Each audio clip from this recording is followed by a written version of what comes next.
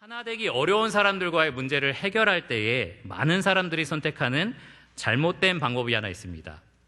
뭐냐면요, 편한 사람하고만 어울리는 겁니다. 하나 되기 어려운 사람들은 굳이 하나 될 필요가 없다라고 생각을 하는 겁니다. 적당히 거리를 두기도 하고요, 피해가기도 하고요, 인사를 하는 듯 마는 듯 하면서 지나가기도 하고, 심지어 등을 돌리기도 합니다.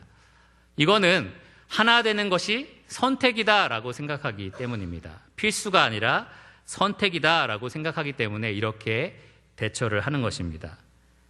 그런데 아까 제가 말씀드린 첫 번째 교훈처럼 하나됨은 선택이 아니라 필수입니다.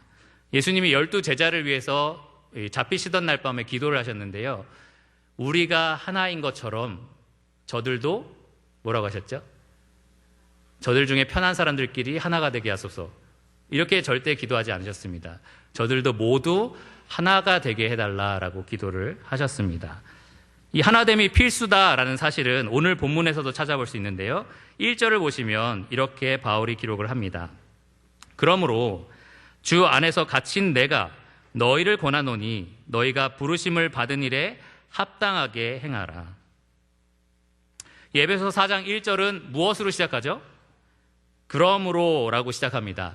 이 그러므로는 앞에 사도 바울이 기록한 1장에서 3장의 전체 내용을 다 가리키는데요, 이 사도 바울은 에베소서 전반부에서 다른 것이 아니라 이 성도들의 구원에 대해서 기록을 했습니다. 특별히 2장을 보시면 이 구원의 개인적인 측면과 교회적인 측면, 이렇게 두 가지를 강조하면서 기록을 했습니다. 지금 에베소서를 피고 계시다면 2장 8절을 한번 보십시오. 2장 8절에 이렇게 기록이 되어 있습니다. 너희는, 이 너희라는 말은 한 사람을 가리키나요? 여러 사람을 가리키나요? 여러 사람. 에베소서 교회, 이 에베소의 교회 성도들 전체를 가리킵니다. 너희는 그 은혜에 의하여 믿음으로 말미암아 구원을 받았으니 이것은 너희에게서 난 것이 아니요 하나님의 선물이라. 구원의 개인적인 측면을 가리킵니다. 너희가 은혜로 말미암아 믿음으로 구원을 받았다라고 분명하게 기록을 합니다. 구원의 개인적인 측면인 거죠.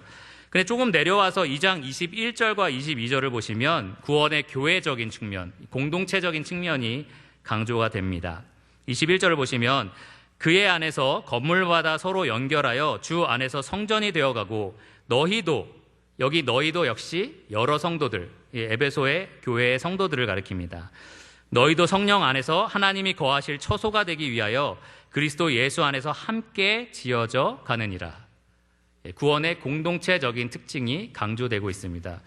하나님께서 각 성도를 구원하셨는데 그냥 구원하시고 끝이 아니라 무엇을 하기 위해서 구원하셨냐? 하나님이 그 안에 거하기 위해서 그 모든 성도를 하나로 만드셨다라는 겁니다. 하나로 연결되어 마치 건물처럼 하나로 지어져 가게 하셨다라는 얘기입니다. 이것이 바로 하나님이 이 에베소 성도들을 부르신 부르심입니다. 그리고 또 이것이 바로 유평교회 성도를 하나님께서 부르신 부르심입니다. 구원의 목적입니다. 우리를 세상 가운데서 불러내셔서 각각 신앙생활을 하게 하신 것이 아니라 한 몸이 되게 하셔서, 한 공동체가 되게 하셔서 그 안에 하나님께서 거하기를 원하셨습니다. 한마디로 하나됨은 하나님의 부르심의 목적이고요, 구원의 목적입니다. 여러분, 우리가 장기를 이식할 때에 죽은 사람의 몸에서 쓸만한 장기를 꺼냅니다. 그리고 나서 그 장기를 바닥에 놓고 알아서 잘 살아라라고 합니까? 그렇지 않죠. 그 장기를 어디에 집어넣습니까? 새로운 몸에 집어넣어서 한 몸을, 온전한 몸을 만들도록 합니다. 생명을 불어넣기 위해서 그렇게 하는 거죠.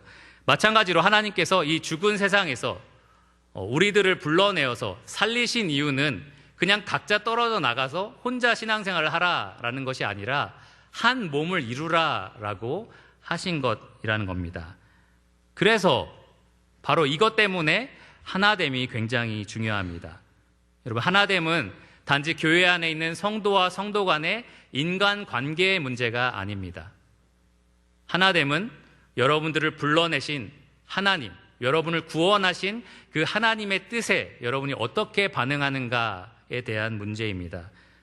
결국 하나됨은 사람과의 문제 이전에 하나님과의 문제입니다. 하나됨을 거부하는 것은 결국 우리를 부르시고 구원하신 하나님의 뜻을 거부하는 것입니다. 물론 교회가 하나 돼야 한다라는 사실은 여러분이 성도들 모두와 똑같은 친분 관계를 가져야 된다, 그런 말은 아닙니다. 하지만 모든 사람과 화목해야 한다라는 말입니다. 이 성도들 중에 누군가는 내가 피해도 되고 누군가는 내가 말 섞지 않아도 되고 그런 사람이 있어서는 안 된다는 겁니다. 등을 돌리는 성도가 있어서는 안 되고요. 일부러 인사하지 않는 관계는 있어서는 안 된다는 말입니다. 원망하거나 미워하지 말아야 한다라는 말입니다. 그것이 바로 모든 성도가 반드시 하나 돼야 한다라는 것을 말합니다.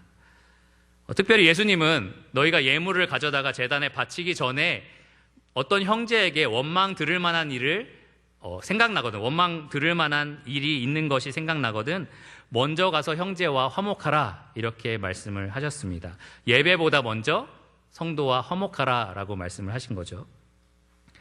더 강하게 얘기한 사람이 있습니다. 사도 요한인데요, 형제를 미워하는 자는 살인하는 자다, 이렇게 말을 했습니다. 그리고 그런 형제를 미워하는 자마다 그 안에 영생이 없다는 것을 너희가 알지 못하느냐, 이렇게 얘기를 했습니다. 정말 구원받은 사람이라면 형제를 미워할 수 없다라고 아예 선을 그어버린 겁니다. 왜 이렇게 너무나 분명하게 요한이나 예수님이나 하나됨을 강조하는 것일까요? 아까 제가 앞서 말씀드린 것처럼 하나됨이 선택사항이 아니라 필수이기 때문입니다. 하나가 되라고 하나님이 우리를 부르시고 하나가 되라고 하나님이 우리를 구원하셨기 때문입니다. 우리가 하나 될 때에 우리 안에 하나님이 계셔서 세상이 하나님의 영광을 보게 되고요, 우리가 하나 되어 서로 사랑할 때에 이로써 너희가 내 제자인 줄 알리라 라고 예수님께서 말씀하셨습니다. 그러므로 우리가 하나됨에 실패한다면 하나님의 영광이 가려지게 되는 거고요, 우리가 하나됨에 실패한다면 예수 그리스도의 이름에 먹칠을 하게 되는 것입니다.